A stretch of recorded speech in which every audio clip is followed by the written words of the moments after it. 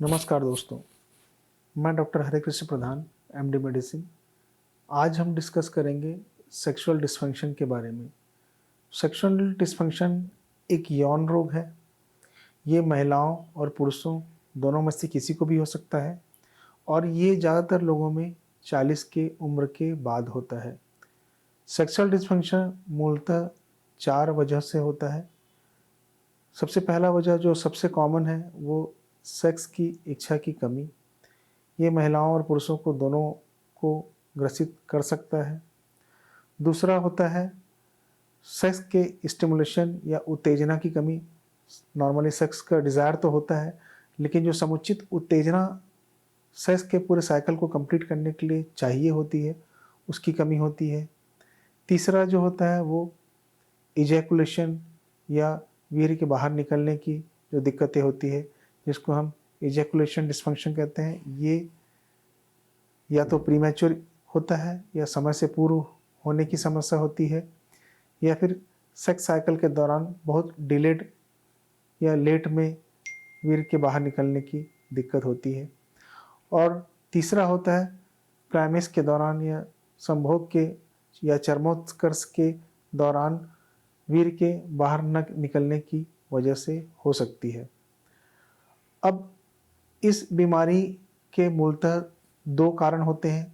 सबसे पहला कारण होता है वो साइकोलॉजिकल होता है, दूसरा कारण होता है फिजिकल और तीसरा होता है मेडिकल या मेडिसिन्स की वजह से।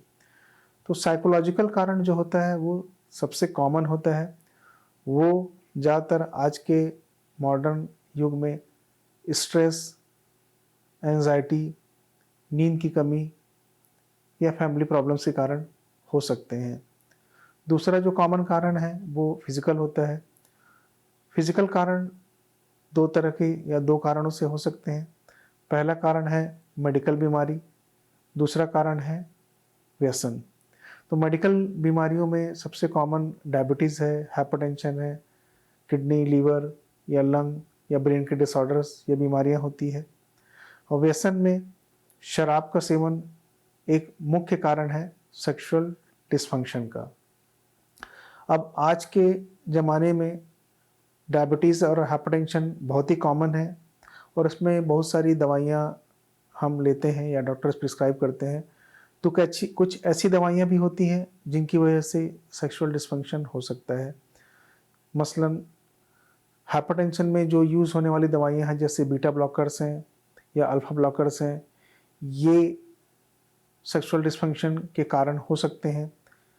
कई बार हार्ट के बीमारी के लिए हम डाययूरेटिक्स नामक एक दवाई यूज़ करते हैं, प्रिस्क्राइब करते हैं, जिसमें मूलतः स्पाइरोलेक्टोन या थियाजाइड जिनको कहा जाता है, उससे भी सेक्सुअल डिस्फंक्शन हो सकता है। कई बार बहुत सारे मानसिक रोगों के लिए या एंजाइटी, डिप्रेशन के लिए भी डॉक्टर दवाइयाँ प्रिस्क्राइब करते हैं, उनसे भी सेक्सुअल डिस्फंक्शन होने की काफ़ी संभावना होती है। तो ये तो हो गए कारण जिनकी वजह से सेक्सुअल डिस्फंक्शन होता है।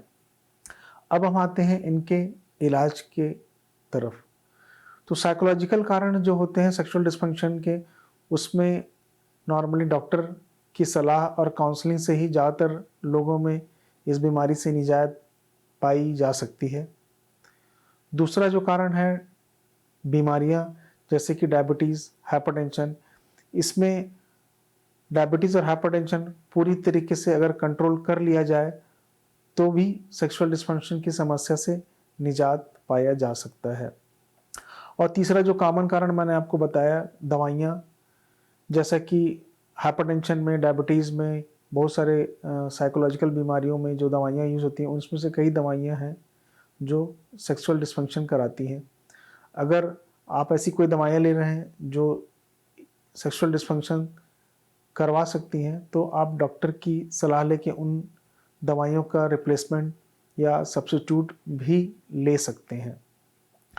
और तीसरा जो सबसे महत्वपूर्ण कारण है, जो पारिवारिक ज़िंदगी में कोई अगर गड़बड़ या डिस्प्यूट या कोई अनबन चल रही है, उनसे भी निजात पाना काफ़ी ज़रूरी है, जो कि साइकोलॉजिकल कारणों के अंतर्गत आता है।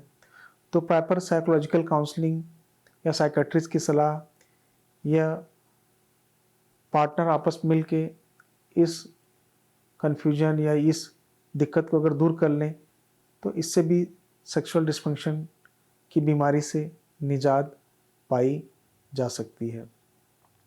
ये तो हुए इनके कारण, लक्षण और ट्रीटमेंट।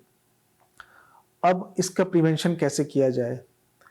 तो प्रिवेंशन जो है हमेशा से ही ट्रीटमेंट से ज़्यादा अच्छा अप्रोच होता है, इसलिए मेडिकल की भाषा में कहते हैं prevention is always better than cure.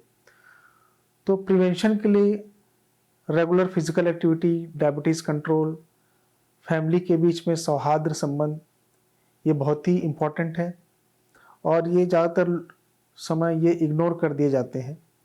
तो ये बीमारी को ना होने देने से या होने देने से बचने के लिए हमको रेगुलरली फिजिकल एक्सरसाइज करके अपना फिजिकल फिटनेस बढ़ाएं।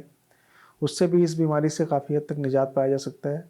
और दूसरा, जो पारिवारिक समस्याएं होती है उनको आपस में बैठकर, या फिर अगर बहुत ज़्यादा बढ़ गया है तो डॉक्टर की सलाह और काउंसलिंग, और भी ज़्यादा है तो कई दवाइयाँ ऐसी हैं जो इनसे निजात पाने में हमारी मदद कर सकती हैं। इससे संबंधित आपको अगर कोई भी अधिक जानकारी या सलाह चाहिए तो आप मुझको मेरे नंबर पर, व्हाट्सएप नंबर पर संपर्क कर सकते हैं। चाहे तो आप मेरे को मेल भी कर सकते हैं। धन्यवाद।